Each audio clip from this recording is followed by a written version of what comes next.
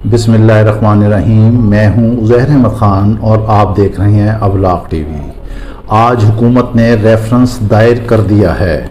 जी हां, article 63A की तशरीह के लिए सुप्रीम कोर्ट में हुकूमत ने रेफरेंस दायर किया है। हम इस रेफरेंस के हवाले से भी आपसे बात करेंगे और इसमें जो हुकूमत ने सवालात और जो नुकात उठाए हैं जिनकी मौजूद अदालत से उन्होंने तशरीह चाहिए, हम उसके बारे में भी आपको बताएंगे कि क्या क्या क्वेश्चन उठाए हैं और क्या क्या मामलात ऐसे रेज किए हैं जिससे वो मुल्क की आला अदलिया से तशरीह चाह रहे हैं, वजाहत चाह रहे हैं कि फ्लोर क्रॉसिंग करने या हार्स ट्रेडिंग की सूरत में क्या क्या सजाएं हैं और किस चीज़ की तशरीह नहीं की जाए, उन्हें वो एलोबरेट करेंगे। एक नुक्ता तो ये है हमारा। दूसरा नुक्ता ये है कि अब जो सियासतदान इदारों को घसीट रहे हैं, इस्टेब्लिशमेंट को घसीट रहे हैं सियासत में, वो कहाँ तक अच्छा है और कहाँ तक बुरा है और ऐसा नहीं करना चाहिए। तीसरी बात यह है कि अब जो हुकूमत भी जा रही है, अपोजिशन भी जा रही है, अदालत में जा रही है, सुप्रीम कोर्ट में, कि बिलावल कह रहे हैं कि कौमी असम्बली का इजलास जो है वो 23 को बुलाना चाहिए था, 25 को बुलाया, आर्टिकल 6 की खिलाफत की है। इसके बारे में भी हम सैर हासिल गुफ्तगू करेंगे। इससे पहले कि हम तफसीलात में जाएं, अगर आपने अभी तक अवलाक टीवी को सब्सक्राइब नहीं किया, ये आपका अपना ही चैनल है, आपकी अपनी आवाज़ है, इसको ज़रूर सब्सक्राइब कीजिएगा। अगर पसंद आए तो वीडियो भी शेयर करते हुए इसे लाइक करना ना भूलिएगा। हम आपसे बात कर रहे थे कि गवर्नमेंट जो है आर्टिकल 63A की तशरीह के लिए रेफरेंस दायर कर दिया है। रात को सर्कुलेशन समरी के जरिए वफाकी काबीना से मंजूरी कराई गई, फिर सदर ने भी इसकी मंजूरी दे दी और आज दायर कर दिया है। इस वक्त ताहाल आमदा आखिरी खबरों तक जो है बिलावल भुट्टो, शहबाज शरीफ और फजल रहमान जो हैं वो सुप्रीम कोर्ट पहुंच गए हैं। इसमें हुकूमत ने 4 अहम नुकात उठाए हैं और उन सवालों की वजाहत और तशरीह चाहिए है ताकि अदालत बता सके।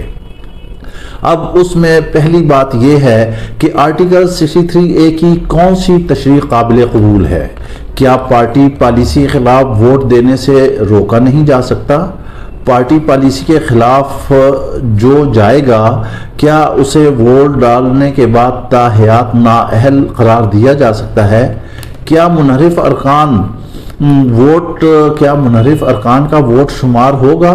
जाहिर है जब फ्लोर क्रॉसिंग होगी तो इस चीज़ की वजाहत चाहिए कि उसका वोट शुमार होगा या नहीं होगा। पार्टी पॉलिसी के खिलाफ वोट देने वाला सादिक और अमीन नहीं रहेगा।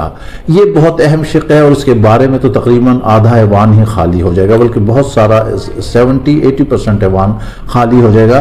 तो फिर जब वो सादिक और अमीन नहीं रहता है तो फिर उसे ताहयात नाअहल करार दिया जा सकता है। फिर सवाल आखिर ये उठाया कि फ्लोर क्रॉसिंग या हार्स ट्रेडिंग रोकने के इक़दामात आर्टिकल 63A में जो हैं उसकी नाअहली की मुद्दत का तयन नहीं किया गया। असल अहम सवाल ये है कि मुद्दत का तयन नहीं किया गया। अगर किसी ने पैसे लिए हैं वो साबित हो जाता है तो क्या उसे ताहयात नाअहल करार दिया जाएगा या 1 साल के लिए होगा या 2 साल के लिए, ये मौजूद अदालत ने बताना है। ये हुकूमत ने सवालात उठाए हैं। अब अपोजिशन भी आ गई है और हुकूमत भी आ गई है। अब जो अदलिया फैसला देगी उस पर वज़ीर आज़म ने कह दिया है कि मन जो है ना उस पर अमल किया जाए। 63A तो मौजूद है लेकिन इस पर अमल, इसकी तशरीह का मसला है। जो नुकात उठाए हैं उनकी तशरीह नहीं है, उनकी डिटेल नहीं है। ये अदालत बताएगी, हुकूमत सबूत पेश करेगी, फिर वो देखेगी कि फ्लोर क्रॉसिंग हो गई है, ये नाअहल हो सकते हैं, इनके सादिक और अमीन के मामलात रहते हैं या नहीं।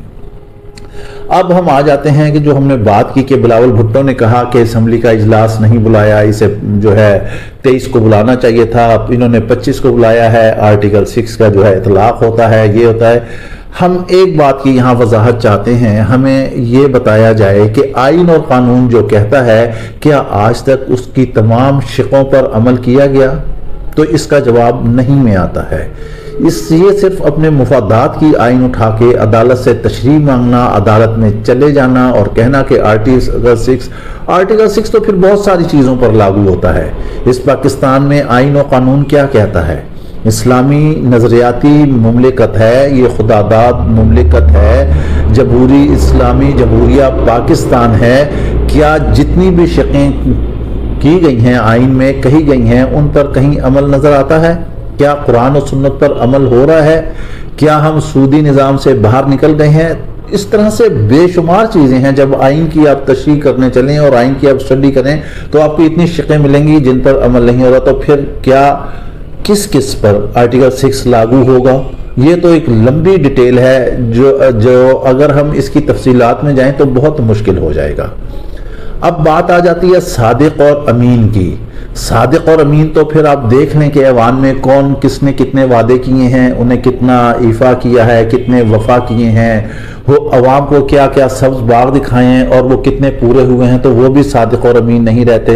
इसकी वजह से ये ऐसे मसाइल हैं जिसकी वजह से ऐवान आधे से ज़्यादा खाली हो जाता है। अब तीसरी और अहम बात, जो हम इदारों को इसमें घसीटते हैं लाकर सियासत में, क्या इदारे इन्वॉल्व हैं? क्या इदारों को हम खुद इन्वॉल्व करते हैं? फिर उनके खिलाफ सोशल मीडिया पर बाकायदा कैंपेन चलती है, फिर हुकूमत भी बाबांगे दहल कहती है, अपोजिशन भी ऐसे मामलात करती है जो कतई तौर पर किसी सूरत भी जमहूरियत के लिए सूदबंद नहीं है। हमें ऐसी बात ही नहीं करनी चाहिए।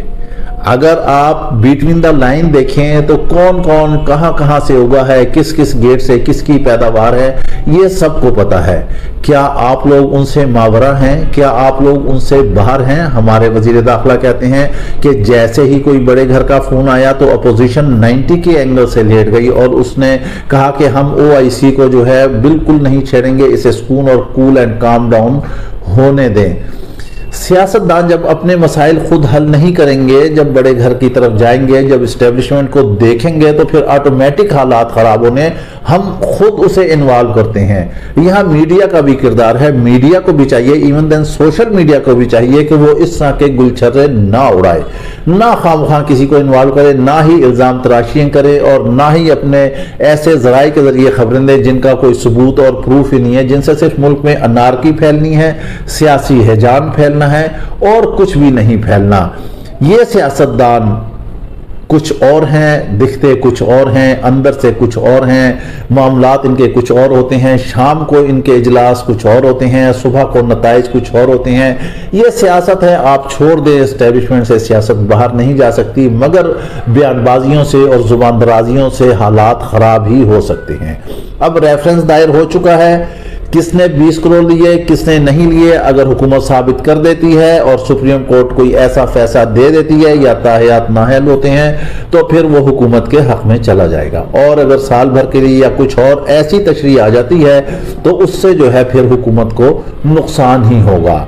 मगर जैसे हम पिछले वीलॉग में बता चुके हैं कि दोनों सूरतों में इमरान खान को ही फायदा होगा। अपोजिशन ने थोड़े से फाउल खेले हैं जज्बात में आके, अब उसका वो रात भर से खमियाजा भुगत रहे हैं। अगर अपोजिशन डिस्क्लोज ना करती अपनी मंसूबाबंदी तो फिर शायद वो अपनी अचीवमेंट में उसमें कामयाब हो जाती। उसने बिफोर टाइम अपने पत्ते खोल दिए तो जाहिर है जो अपोनेंट है उसने तो अपना तहफ़्फ़ुज़ करना ही करना है। अब इसको क्या कहा जाए, दरमियान की गेम है या कैसी गेम है? काफ लीग भी कहती फिर रही है कि इमरान खान बनाए, MQM ने भी कह दिया है कि हमें 4 से 5 शहरों में जो है वो अप्रोच दी जाए, उसके लिए पीपल्स पार्टी नहीं है। काफ लीग जो है उसके ही मामलात हैं, वो भी अलग हो गई और वो भी अलग हो गई। अब एक और अहम बात यह है कि तरीन ग्रुप से जो है वो मुलाकातें जारी हैं और बहुत ज़्यादा इम्कानात हैं कि तरीन ग्रुप की एक ही शर्त है, उन्होंने कहा है कि बुज़दार को तब्दील कर दिया जाए तो हम हुकूमत के साथ हैं। और हम शुरू से एक बात कह रहे हैं कि बहुत ज़्यादा इम्कानात हैं कि बुज़दार को जो है कुर्बान कर दिया जाए, हुकूमत तो फिर कायम दायम है। और उसके बाद आपको पता है फिर इमरान खान ने क्या करना है। इस वक्त उन्होंने कह दिया है कि नाराज़ अरकान जो है वो वापस आ जाएं, पार्टी सरबराह जो है बाप की तरह होता है, मैं उन्हें माफ़ कर दूंगा। वो ज़रूर माफ़ करेंगे, लेकिन एक बात तयशुदा है कि हार्स ट्रेडिंग और फ्लोर क्रॉसिंग के हवाले से इमरान खान ऐसे इक़दाम उठा जाएंगे ताकि आइंदा कोई भी इस तरह की हिम्मत न करे। इसके साथ ही हमें आप इजाज़त दीजिए, अपना ख्याल रखिएगा, अल्लाह हाफिज़।